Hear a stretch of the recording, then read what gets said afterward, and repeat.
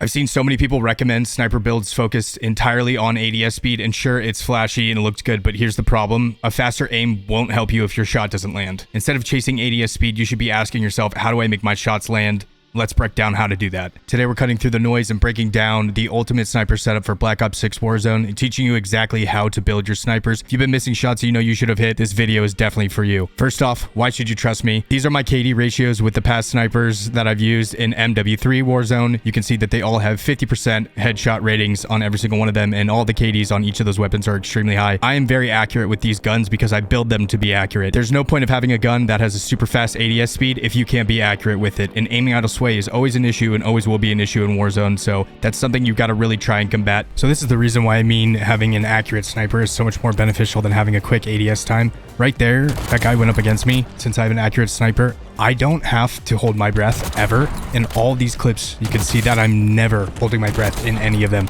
and that's because I never have to. My gun is so stable, I can aim in and stay zoomed in for as long or as short as I want, and I know my reticle is going to be in the middle of my screen at all times. So this makes it so much easier for tracking and trying to get kills like far away. So for instance, this guy right here, I was tracking him for like a solid 3 seconds until I had the perfect shot and I got that down.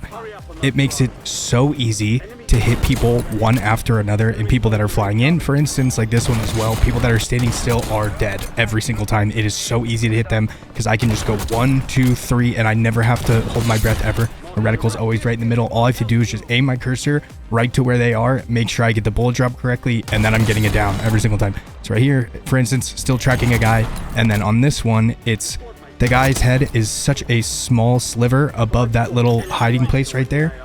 You'd have to hold your breath to get that shot initially. If your reticle's moving all around, it'd be so hard to navigate on your screen and predict where the reticle's going to go and hit that little sliver.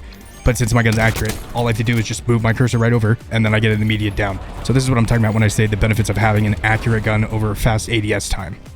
Let's talk about why accuracy is more important than ADS speed. Look, I get it, snappy aim feels great, but the reality is if your reticle is drifting all over the place due to aiming idle sway, you're setting yourself up to miss. In Warzone, precision is everything. Hitting your target on the first shot can mean the difference between taking down an enemy or revealing your position, and that's why we're focusing on stability and accuracy rather than ADS speed when building out these guns. Here's how I recommend you build your snipers to dominate in Warzone, with the goal in mind to maximize accuracy and control while still keeping a respectable ADS time. So when you're building out your sniper and you are not using Gunfighter, you can only have 5 attachments. And what you need to prioritize is stuff that's going to make your gun more accurate. This is the build. We're going with the suppressor, reinforced barrel, which gives us both damage range and bullet velocity. 1012 meters per second is way more than fast enough. That's totally fine. It's extremely accurate. I swear the bullet drop on these guns is absolutely none. It literally barely drops at all, no matter what your bullet velocity is on this weapon. Now we are going with the lightweight handguard. Very important to use this attachment. See a lot of people not using this attachment. This should be your priority 100%. You have to put this on. It makes the gun sway so much less, and without it, it actually sways just way too much in order to be accurate. So if we go right here, I'm not moving. And that's what it looks like without the handguard. I mean, it's going off the target at 25 meters. So if you go over to 50 meters, all right, not moving. How are you supposed to be accurate with that? So now you're going to have to, you have to center it and then hold your breath. That's going to take extra time before you can get a shot off. No, use the lightweight handguard. Get rid of that aiming idle sway. Now, for the next 2 attachments, these are interchangeable. I use the quick draw grip instead of using a stock, but you can use a stock if you want to instead of the quick draw grip to make your gun more accurate if you're trying to snipe from further away, and that's how your play style is. So you can go with either the infiltrator stock or the combat stock. The combat stock helps with flinch resistance, which is really horrible, like out of the box. It's super bad in this game. So either use the combat stock or the infiltrator stock, which gives you aim walking movement speed. And this is really good for peeking around a corner if you're trying to get a snipe without getting shot at. Aim walking movement speed is definitely very, very beneficial. The target laser, which helps solely with aim walking steadiness. This aiming idle sway delay is non-existent. The aim walking steadiness is the only thing that comes out of this attachment. So when you use this, you go in the firing range, you can see how much more accurate it is when we are moving left to right. And I, personally, as a sniper, I'm peeking all the time like this. And I am always moving left and right and strafing and trying to at least get a shot off like around corners and something. So having that aim walking steadiness is very beneficial for me, especially if your target is, say, 50 meters away. If you don't have aim walking steadiness, like this is with aim walking steadiness, and it still pulls you up and around with that little bounce. So I think it's very important to have, and I'm constantly moving when I'm with a sniper. I'm never standing still. I'm going to say use a target laser and then use either the rear grip or the stock, whichever one you prefer more. These 5 attachments are what I'm telling you should use if you want to get more shots off and be accurate with your sniper. Instead of using the stock scope, I'm using the Blendwell 7x scope.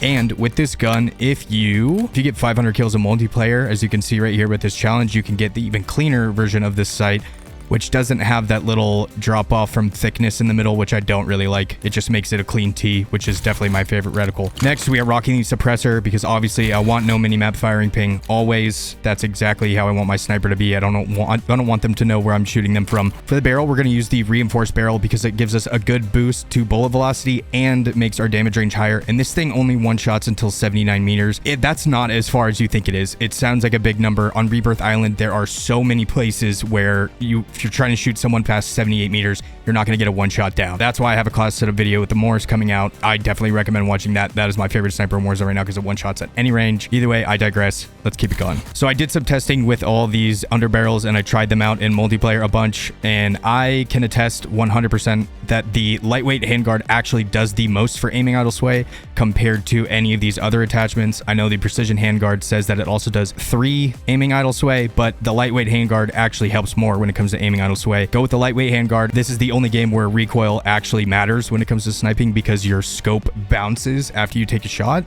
But either way, aiming idle sway is still more important than that because you want to be able to get that first shot down every single time. Next, we are running the quick draw grip. This one helps the most with our ADS speed. It does hurt arc flinch resistance a little bit, but that brings me to our next attachment. So there are 2 stocks that I recommend you use. Either the infiltrator stock, which helps with aim walking movement speed, which is really important if you're peeking around a corner and trying to snipe someone else, or you can use the combat stock, which helps with flinch resistance and slightly to aim walking movement speed. It's 11% slower aim walking movement speed than the infiltrator stock.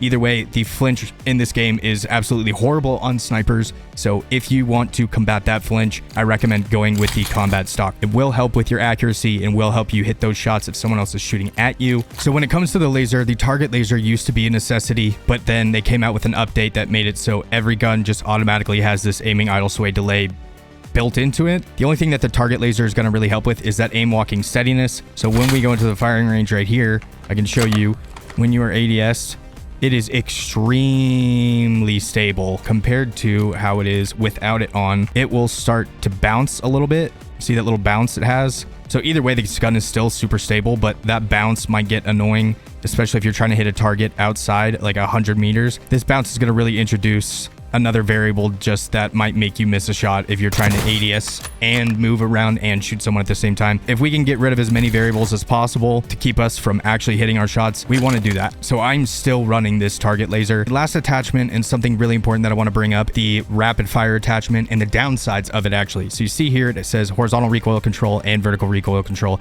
and actually bullet velocity. Rapid fire is nice to have, and the bullet velocity is already so high that it shouldn't really matter if you have a little bit of a penalty to bullet velocity. But when you go to shoot, this horizontal and vertical recoil down stat, see that little wobble at the end where it goes like this? The scope goes up and down slightly.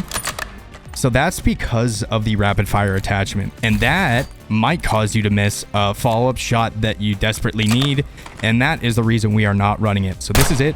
Without rapid fire, you can see just the rechamber makes it move, and there's no extra little like bobble at the end. Even if you're using rapid fire, the time you have to wait for that wobble to stop right there is pretty much the exact same amount of time it takes to reload the chamber anyways without rapid fire on. So it's basically a useless attachment. Instead, we are actually just going to use the attachment that gives us extra bullet velocity overpressured. As for my thoughts on the current state of Warzone and the Black Ops 6 snipers in the game, I gotta say, I'm pretty let down. These do not one-shot at a far enough distance at all, man, especially for how slow the ADS speed on the LR 7.62 is. It's not the fastest, it's not the slowest, but only 78 meters is pretty low. So I have been resorting to using the Moors again. I'll definitely have a best class setup for that thing, and I cannot recommend that gun more. If you're gonna snipe in Warzone, give the Moors a try 100%. With the right build, focusing on accuracy, you'll be landing shots like a pro in no time. Remember, it's not about how fast you aim, it's about how steady you are when it counts and actually hitting those shots that matter. If you found this guide helpful, don't forget to like, comment, subscribe, and hit the bell for more Warzone tips and tricks. I got new content releasing soon, and let me know in the comments how this build works out for you guys,